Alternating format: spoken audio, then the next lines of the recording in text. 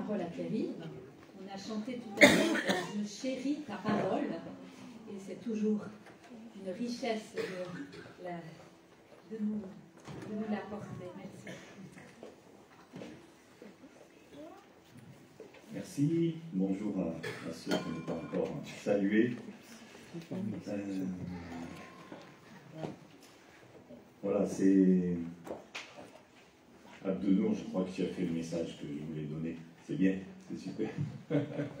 Et j'étais très encouragé aussi ce matin par le verset de Michel. Merci Michel pour ta fidélité dans les messages. Voilà, lui aussi, il vous a envoyé le verset que je voulais méditer avec vous ce matin, une partie de ce passage. Alors, on ne s'est pas concerté avec Joël, mais moi aussi, vieille institut, j'avais un petit jeu là. Est-ce que c'est bon sur le... Si j'appuie, ça fonctionne. Voilà. Voilà. Alors là-dedans, il y a un intrus. Voilà, alors je ne vais pas vous demander de les prononcer tous parce que ça commencerait quand même mal, après si on a faux. Mais voilà, si quelqu'un veut se lancer, trouver un intrus là-dedans. Pardon? Le 7. Oui, moi c'est le mot qui m'a surpris dans cette liste. Et quand j'ai lu le texte que je vais vous lire, il m'a interpellé de cette façon-là. C'est vrai que je l'ai, comme a dit Joël, la parole est vivante et nous interpelle toujours différemment. Et là, ce mot a résonné spécialement en moi et du coup j'ai eu envie d'échanger avec vous sur la place de la détresse dans notre vie de croyant. De croyant en Dieu, de disciple de Jésus. Voilà. Alors, détresse, c'est aussi les tribulations, les difficultés, les épreuves. Bon, l'idée, c'est pas de plomber votre journée, ni de rechercher des épreuves, mais de suivre notre Seigneur en connaissance de cause, avec joie et avec paix. Voilà, dans Marc 8, il nous est dit, le verset 29,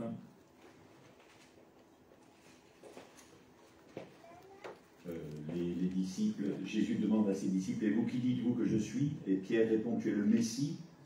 Il leur ordonna de le dire à personne, et il commença à leur enseigner que le Fils de l'homme devait beaucoup souffrir, être rejeté par les responsables du peuple, les chefs des prêtres et les spécialistes de la loi. Il devait être mis à mort et ressuscité 3 jours après. Il leur dit tout cela très clairement. Alors Pierre le prit à part et se mit à lui faire des reproches. Mais Jésus se retourna, regarda ses disciples et reprit Pierre sévèrement. Arrière Satan, éloigne-toi de moi, car tes pensées ne sont pas celles de Dieu, ce sont des pensées toutes humaines. Voilà, pour dire que notre Seigneur, il a connu la détresse et quelquefois, on n'y échappera pas parce qu'on est des humains. Mais le Seigneur nous donne aussi la grâce de pouvoir nous y préparer et même sans préparation d'y faire face par sa présence. Alors je ne suis sûrement pas le mieux placé pour parler de souffrance et de détresse, mais voilà, on a aussi tous notre lot de deuil triste, de problèmes de santé, de collaboration dans le travail, d'éducation des enfants, d'impasse dans notre couple, d'incompréhension parfois profonde dans l'Église aussi. Et j'en passe encore. Mais voilà, Dieu nous éclaire à ce sujet. Il n'y a pas de sujet sur lesquels Dieu n'a pas quelque chose à nous dire et pour nous encourager. Il ne cache pas la réalité d'être disciple. Et voilà, même si nous avons du mal à nous en convaincre, eh bien, il y a une utilité à cette détresse et on va le voir dans le texte que je vais projeter. Et je voudrais quand même dire aussi que si tu n'es pas encore disciple de Jésus, voilà, je ne connais pas tout le monde, et si tu souffres, sache que parfois Dieu se sert de l'épreuve pour qu'on se jette dans ses bras. Et Jésus dit, venez à moi, vous tous qui êtes fatigués et chargés, et je vous donnerai du repos. On a parlé des fardeaux ce matin aussi. Hein. Mais il dit aussi, celui qui ne porte pas sa croix et qui ne me suit pas ne peut être mon disciple. Donc c'est quelque chose qui n'est pas facile à entendre. Mais il promet sa présence à nos côtés et même en nous. Je dois de nouveau...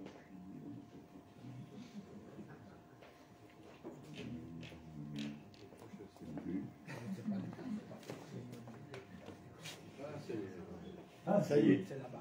Ok. Bah, parfait. Non, mais si tu l'as fait toi-même maintenant? Bon, mais c'est bien. Tiens, alors, je te laisse faire. Je te ferai signe.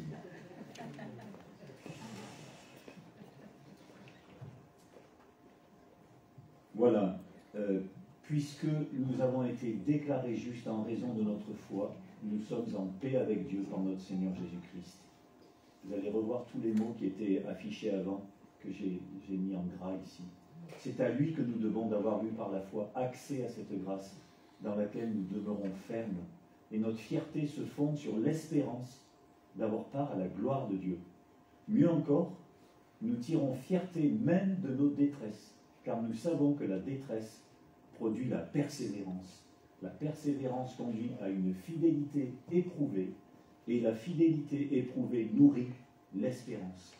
Or, notre espérance ne risque pas de tourner à notre confusion, c'est le verset qu'a mis Michel ce matin, car Dieu a versé son amour dans notre cœur par l'Esprit Saint qu'il nous a donné.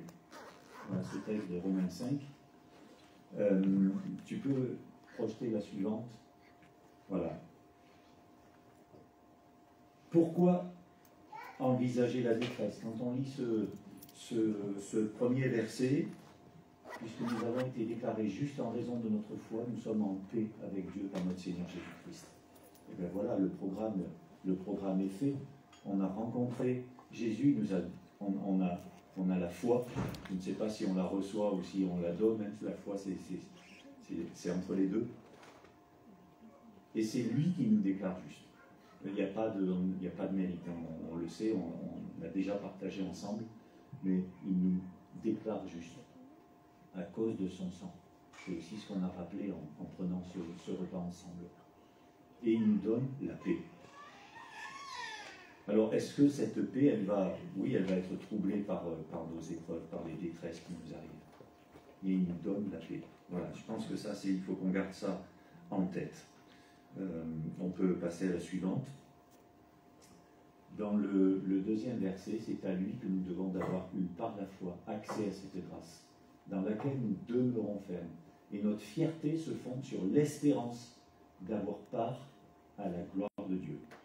Vous savez que par le péché, on a été privé de la gloire de Dieu. C'est ce que Paul redit aux Romains dans les premiers chapitres. Il dit tous sont péchés, sont privés de la gloire de Dieu. Et bien là, on a accès à la grâce de Dieu. Accès à la grâce de Dieu.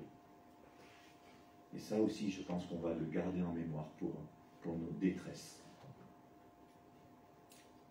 Et il parle de fierté. Je suis toujours étonné de voir ce mot, parce que fierté, ça paraît plutôt peut-être un peu orgueil. La fierté qui se fonde sur l'espérance. On a une espérance, et ça aussi, je pense que c'est de nature à nous aider quand on est devant des portes fermées, devant des difficultés. On peut passer à la diapo suivante. Mieux encore, nous tirons fierté même de nos détresses, car nous savons que la détresse produit la persévérance. Alors, supporter la détresse ou l'épreuve, moi je trouve que c'est déjà pas mal. Maintenant, tirer de la fierté, là je trouve qu'il pousse le bouchon, quoi. Ça rejoint peut-être un peu le masochisme quand même. Hein.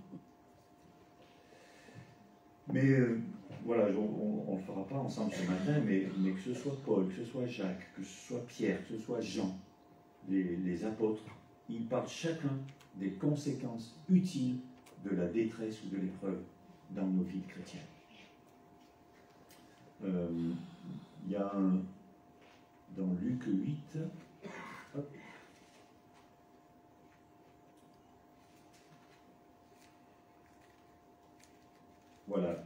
dans la parabole du semeur, il est question de cette persévérance. Il dit que les grains qui sont tombés sur de la pierre, ce sont ceux qui entendent la parole et l'acceptent avec joie. Mais comme ils ne la laissent pas prendre racine en eux, leur foi est passagère. Lorsque survient l'épreuve, ils abandonnent tout. La semence qui tombe au milieu des ronces, elle représente ceux qui ont écouté la parole, mais en qui elle est étouffée par les soucis, les richesses, les plaisirs de la vie, de sorte qu'elle ne donne pas de fruits. Et enfin, la semence tombée dans la bonne terre, ce sont ceux qui, ayant écouté la parole, la retiennent dans un cœur honnête et bien disposé, ils persévèrent et ainsi portent du fruit. Voilà, donc je pense qu'on est quand même tour à tour ces différents terrains, et devant l'épreuve, vous avez vu que suivant notre imprégnation de la parole, le terrain de notre cœur, eh bien, on va abandonner ou on va persévérer. On peut passer à la suivante. Le verset d'après nous dit: la persévérance conduit à une fidélité éprouvée, et la fidélité éprouvée nourrit l'espérance. Voilà, alors c'est pas une grande expérience, mais quand même, je crois que c'est quand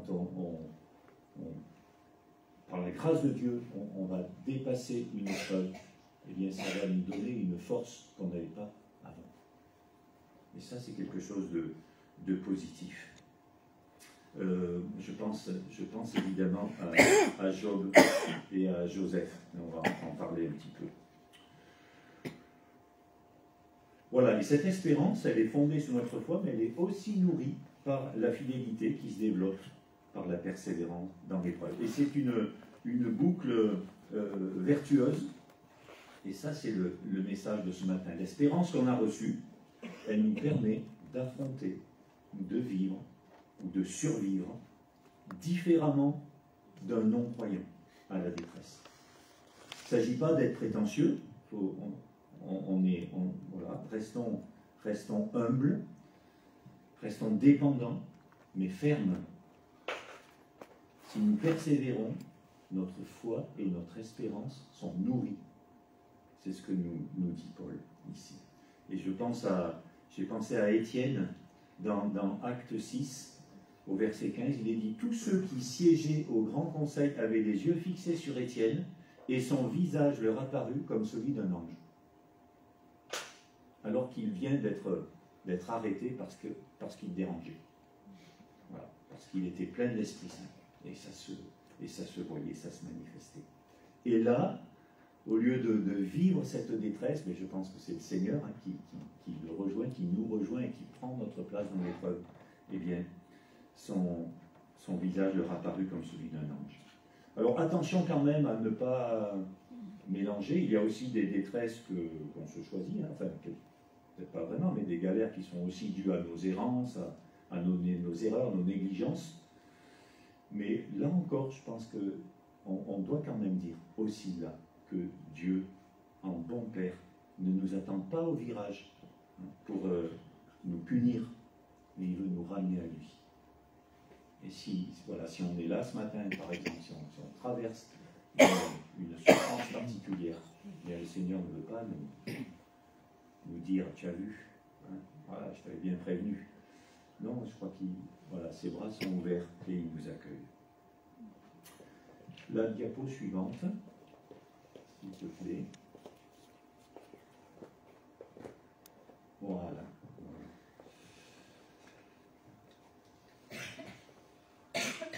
La détresse produit la persévérance, qui produit la fidélité éprouvée, qui produit l'espérance. Et l'espérance ne trompe pas, parce que Dieu a versé en nous son amour. Tu peux passer à la diapo suivante. Voilà des aides dans notre difficulté, dans nos épreuves, qu'on a vu aussi dans ce verset. C'est des choses dont on peut se souvenir et s'appuyer dessus, même quand on est dans la plus grande détresse.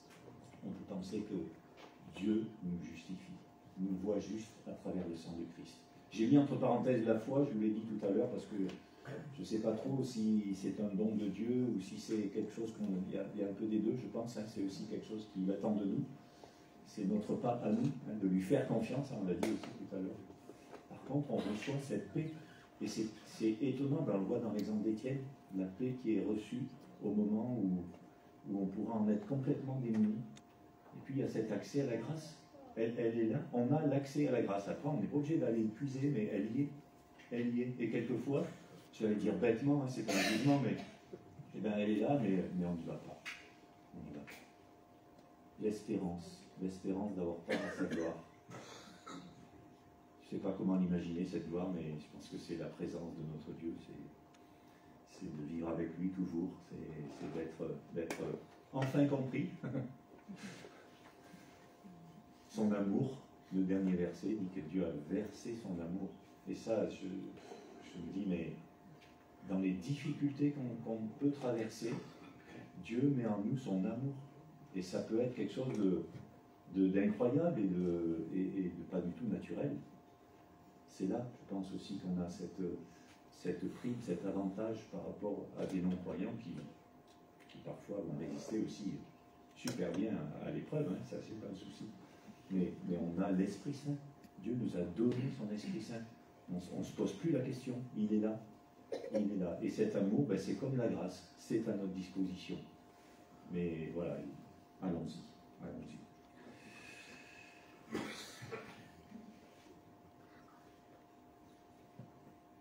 Vous savez, vous vous rappelez de Job, hein, dans le premier chapitre. C'est toujours impressionnant, moi quand je lis Job, je suis toujours retourné parce que on voit que Dieu a une sorte de grand comité directeur là. En ce moment, j'aime bien ce mot. Et il y a même Satan qui vient. Et il dit, tu as vu mon serviteur Job, il est vraiment fidèle. Et voilà, ce chapitre premier de Job, il nous montre une des raisons de la détresse, c'est la mise à l'épreuve de notre fidélité à Dieu. Vas-y, touche à tout ce qu'il a et tu verras s'il ne te maudit pas en face. Et Job a persévéré. Et un peu plus tard, quand ce comité se réunit de nouveau, eh bien, Dieu dit, bah, tu as vu, tu lui as enlevé tout, je t'ai permis. Et il est toujours fidèle. Et que dit Satan? Oui, mais il touche à lui-même, à sa personne, à sa santé, tu vas voir. Et voilà, l'épreuve, et Job a été fidèle, hein. C'est ce que nous dit ce long livre de la Bible, qui on se dit, waouh, je vais aller au bout de ce livre quand même, c'est énorme tout ce qu'il a traversé, et ses amis qui lui parlent et qui ne le comprennent pas, et qui essayent quand même. Bon, l'amitié, c'est quelque chose hein, dans l'épreuve, hein, à retenir, mais parfois aussi elle peut nous décourager. On a dit un seul Dieu est vraiment celui qui peut nous accompagner fidèlement, toujours. Et l'épreuve a conduit Job à un grand dialogue avec Dieu, on en est témoin dans ce livre, au point qu'il va dire dans le dernier chapitre, jusqu'à présent, j'avais seulement entendu parler de toi, c'est pas l'impression qu'on avait, hein, vu sa fidélité, mais maintenant mes yeux t'ont vu. Et là on se dit, mais c'est l'épreuve qui lui a donné cette proximité avec Dieu, ce vécu de sentir vraiment la présence de Dieu et son accompagnement. Et puis Joseph, alors Joseph c'est terrible aussi cette histoire. Il nous est parlé de la détresse de Joseph. Je vais quand même en lire un tout petit peu au chapitre 42, au verset 17. Donc Joseph, il a déjà vécu dans sa famille composée, j'allais dire recomposée, non, parce qu'elle était composée dès qu'il est né, c'est bon, elle était déjà composée. 4 mères, 4 mamans.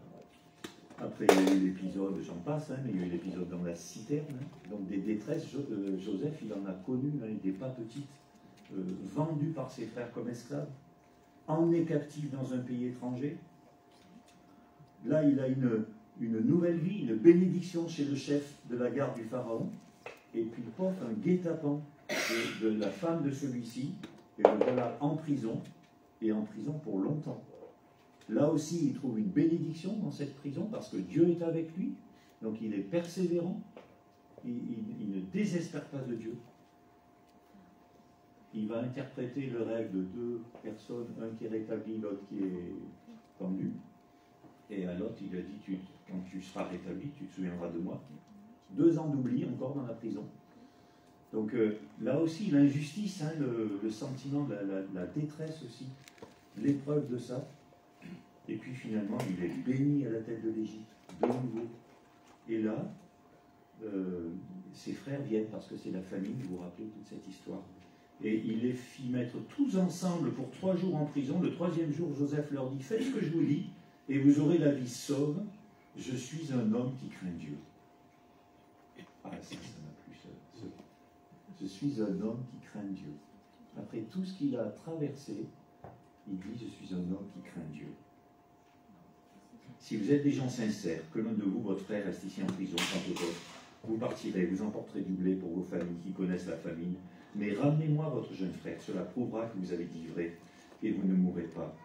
Ils acceptèrent de faire ainsi, et ils se dirent l'un à l'autre, certainement, nous sommes punis à cause de ce que nous avons fait à notre frère, car nous avons vu sa détresse quand il nous suppliait, et nous ne l'avons pas écouté.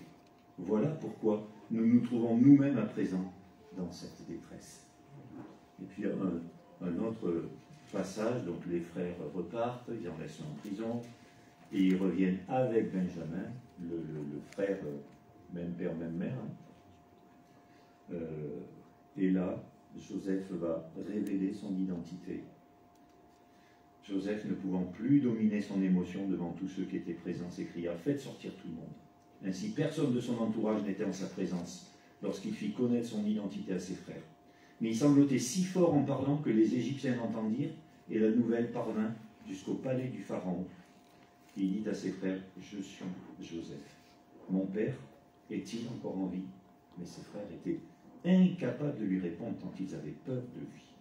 Alors Joseph leur dit « Venez près de moi. » Ils s'approchèrent. « Je suis Joseph, leur dit-il, votre frère, que vous avez vendu pour être emmené en Égypte.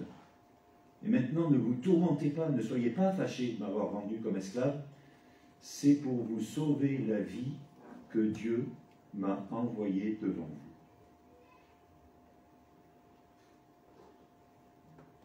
C'est pour vous sauver la vie que Dieu m'a envoyé devant vous. Vous imaginez la relecture qu'il est en train de faire de toutes ces années de détresse, de souffrance. C'est pour vous sauver la vie que Dieu m'a envoyé devant vous. Il y a, mes frères et mes sœurs, il y a un but à la souffrance, il y a un but à la détresse, à l'épreuve. Je ne veux pas m'étendre là-dessus parce que ça appartient au Seigneur, c'est lui qui sait et qui mesure les choses. Il mesure les choses. Je suis un homme qui craint Dieu. Joseph a persévéré dans sa confiance en Dieu. Sa fidélité a été largement et plusieurs fois éprouvée. Son espérance en Dieu a été renouvelée chaque fois. C'est incroyable. Voilà, tu peux montrer la diapo suivante. C'est juste que l'épreuve m'est utile. Au moment où je la vis, évidemment, je n'en ai pas conscience et je ne sais pas pourquoi. Mais en tant que parents, ceux qui sont parents parmi vous, vous savez aussi qu'on n'évite pas tous les dangers à nos enfants. On ne leur évite pas toutes les difficultés. On ne leur évite pas toutes les épreuves, parce qu'on sait que c'est aussi une formation. Donc ça, quelque part, on le sait d'avance que l'épreuve, elle nous est utile, parce qu'on le transmet nous aussi à nos enfants.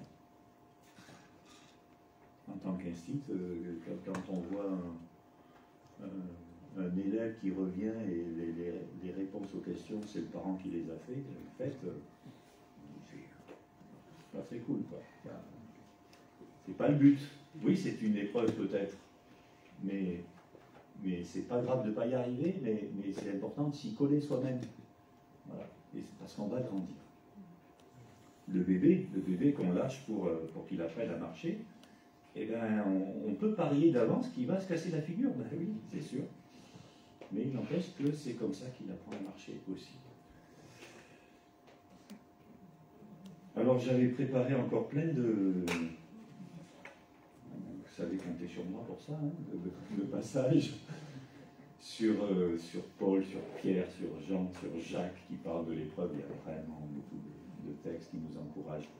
Mais je pourrais vous les envoyer par mail si ça vous dit. Là, j'aimerais peut-être que juste... Alors, je ne veux pas refaire le coup de Joël, elle a déjà fait, se mettre par 3 ou 4. Mais par contre, là, si on a une phrase, tu peux mettre la diapo d'après. Je voudrais qu'on ait quand même un temps d'échange parce que voilà, personne d'entre nous n'est vraiment qualifié pour parler de ce sujet, je crois, en tout cas pas moi. Ah non, c'est pas ça. Bon, c'est pas grave, laisse pour l'instant. On s'en verra tout à l'heure. C'était juste un temps d'échange sur que faire dans la détresse, dans l'épreuve, comment la traverser. Alors, si vous avez une phrase, on est nombreux, donc il ne s'agit pas de prendre le micro et puis de parler 1 heure, parce que là, si on commence à parler de nos épreuves, ça pourrait être long. Mais comment est-ce qu'on traverse l'épreuve? Ça, c'est le point le plus important. Hein. Le reste, savoir qu'il y a des épreuves et qu'elles sont utiles, ok. Mais comment je les traverse? Comment on fait avec ça, quand elles nous touchent? Voilà, donc, je ne sais pas si on peut passer le micro ou si juste comme ça, une phrase, hein, une phrase, comment, une piste qui puisse être soit du ressort du témoignage, soit de l'encouragement, mais voilà. Comment on traverse l'épreuve?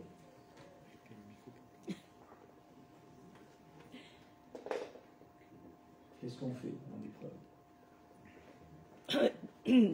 D'abord, tu pleures. Et après, tu cries à Dieu, hein, parce que tu es tellement démuni que... Alors, d'abord, tu pleures, hein, je dis pour ceux qui sont aussi par Zoom, là. Et après, tu cries à Dieu parce que tu es tellement démuni. Voilà. Merci. Allez-y, hein, c'est pas, je ne suis pas sûr qu'il y ait... Je me tais et j'écoute. Je me tais et j'écoute. Oui. J'ai eu un accident de voiture, évidemment, mais ça m'a permis, pour moi c'est Dieu qui m'a permis comme ça de savoir que ma voiture était dangereuse, parce que j'étais obligée de la mettre au garage et on s'est aperçu que ma voiture était dangereuse. Donc il m'a sauvé la vie. Mais protégé, malgré un accident. Voilà.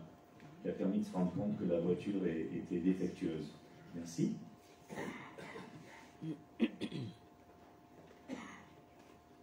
N'hésitez pas, il faut qu'on soit dans le concret. Notre vie chrétienne, c'est pas le dimanche matin, hein, c'est pas la confiance en Dieu pour nous en sortir, dit Morissette, merci. Et la prière. Tu as dit ça? Et la prière? Françoise. Parfois, comme le paralytique, on a besoin d'avoir des gens qui portent plus à notre place parce qu'il arrive que les détresses soient tellement fortes qu'on sache plus comment faire. Et moi, personnellement, c'est important d'avoir des personnes qui acceptent les choses. Alors, je redis parfois, comme le paralytique, on a besoin d'amis. Et je vais placer mon proverbe là. Proverbe chinois qui dit: dans la sécheresse on découvre les bonnes sources, dans la détresse les bons amis. Mais il faut se laisser aider aussi, par Dieu et par les amis. Ils peuvent être là, mais il faut accepter l'aide des autres. Ouais. C'est ça, il faut se laisser aider par les autres, accepter l'aide des amis et de Dieu. C'est le proverbe 17-17 que Michel a envoyé ce matin aussi qui répond à la question. Alors moi je me suis arrêté au premier, c'est quoi le proverbe 17-17? Alors il dit ça, il dit: un ami aime en tout temps et un frère est né pour le jour où on se trouve dans l'adversité. Un ami aime en tout temps et un frère est là, est né pour le jour. Voilà, bon, on se trouve dans l'adversité. Merci.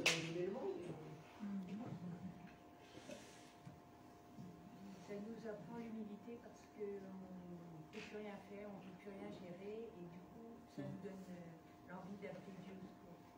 D'abandonner, oui. Ouais, c'est ça. Et ça rejoint aussi ce que Paul dit à un endroit, hein, c'est dans la faiblesse que se révèle sa puissance. Et il parle de ce accablé, mais non complètement désespéré, quoi. Hein, c'est ce que tu as lu.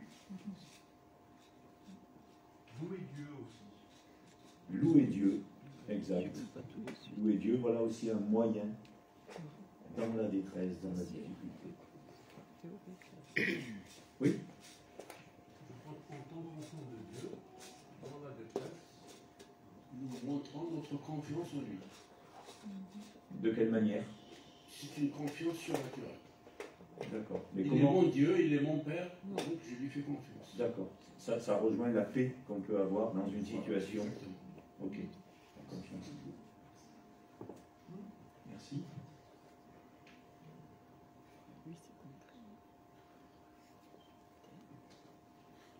Écoutez, moi je voudrais, merci pour tout ça, puis il y aura encore beaucoup d'autres choses à dire, mais je voudrais terminer avec 3 promesses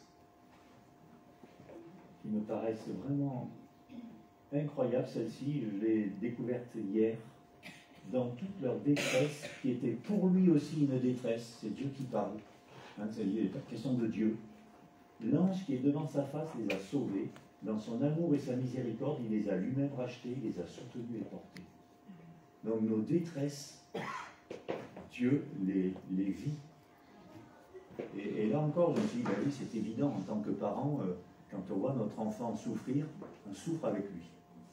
Et bien Dieu, moi en tout cas, ça m'encourage de savoir que dans ce qu'on traverse, Dieu, il en pâtit avec nous, il souffre avec nous. La suivante, quand vous aurez souffert un peu de temps, Dieu, l'auteur de toute grâce, qui vous a appelé à connaître sa gloire éternelle, dans l'union à Jésus-Christ, vous rétablira lui-même, il vous affermira, vous fortifiera et vous rendra inébranlable.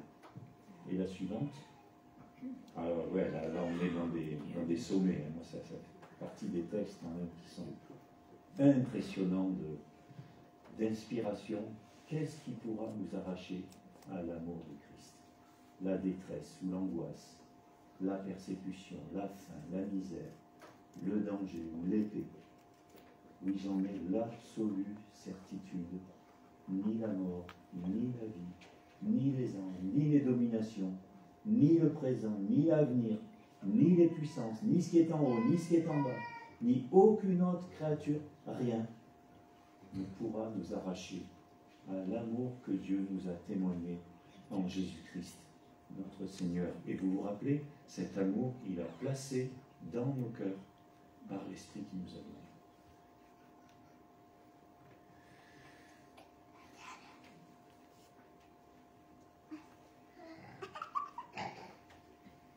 Ce matin, j'ai lu le psaume 73 dans mon guide de lecture. Et voilà, je veux quand même vous le lire. Oui, Dieu est bon pour Israël, pour tous ceux qui ont le cœur pur. Pourtant, il s'en fallut de peu que mes pieds ne trébuchent. Un rien de plus et je tombais. J'étais jaloux des arrogants en voyant la tranquillité des gens méchants, car ils sont exempts de tourments. Jusqu'à leur mort, ils ont de l'embonpoint, ils passent à côté des peines qui sont le lot commun des hommes. Ils ne subissent pas les maux qui frappent les humains. Aussi s'ornent-ils d'arrogance comme on porte un collier. Ils s'enveloppent de violence comme d'un vêtement. Leurs yeux sont pétillants dans leur visage plein de graisse. Les mauvais désirs de leur cœur débordent sans mesure. Ils sont moqueurs, ils parlent méchamment, et sur un ton hautain, ils menacent d'opprimer. Leur bouche s'en prend au ciel même. Leur langue sévit sur la terre. Aussi le peuple les suit-il, buvant à longs traits leurs paroles, tout en disant « Dieu, que sait-il? Celui qui est là-haut, connaît-il quelque chose ?» Voilà comment sont les méchants. Toujours tranquilles, ils accumulent les richesses. Alors c'est donc en vain que je suis resté pur au fond de moi, que j'ai lavé mes mains pour les conserver innocentes. Tous les jours je subis des coups, je suis châtié chaque matin. Si je disais « parlons comme eux », alors je trahirais tes fils. Je me suis mis à réfléchir pour tenter de comprendre. Ça a été pour moi un sujet de tourment, jusqu'à ce que je me rende au sanctuaire de Dieu. Alors j'ai réfléchi au sort qui les attend, car en fait, tu les mets sur un terrain glissant, tu les entraînes vers la ruine. Comme soudain, les voilà dévastés, ils sont détruits et emportés par l'épouvante, comme les images du rêve s'évanouissent au réveil. Seigneur, quand tu interviendras, tu feras d'eux bien peu de cas. Oui, quand j'avais le cœur amer et que je me tourmentais intérieurement, j'étais un sot, un ignorant. Je me comportais avec toi comme une bête, mais je suis toujours avec toi. Et tu m'as saisi la main droite. Par ton conseil, tu me conduis, puis tu me prendras dans la gloire. Qui ai-je au ciel si ce n'est toi? Et que désirer d'autre sur cette terre, car je suis avec toi. Mon corps peut s'épuiser et mon cœur défaillir. Dieu reste mon rocher et mon bien précieux pour toujours. Qui t'abandonne se perdra et tu anéantiras tous ceux qui te sont infidèles. Tandis que mon bonheur à moi, c'est d'être près de Dieu. J'ai pris le Seigneur l'Éternel comme refuge et je raconterai toutes ses œuvres. Amen. Voilà. Seigneur, on est devant toi. Sans fierté, sans arrogance. Parce que c'est toi qui nous tiens. Et juste on veut te dire merci, te confier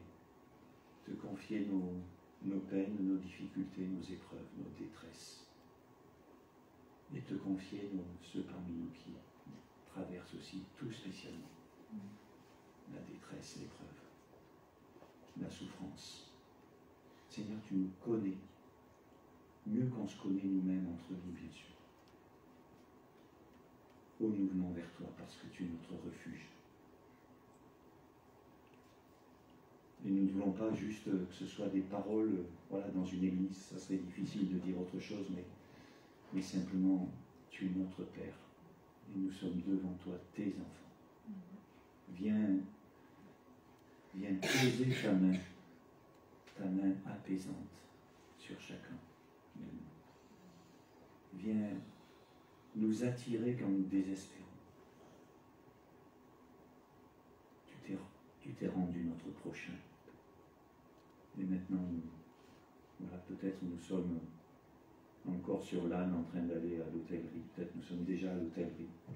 Peut-être nous sommes guéris, repartis. Mais en tout cas, tu es venu. Merci. Merci Jésus. Sois béni. Est-ce qu'on chanterait En Jésus seul? Merci. Merci aux musiciens, chanteurs. Trop bien.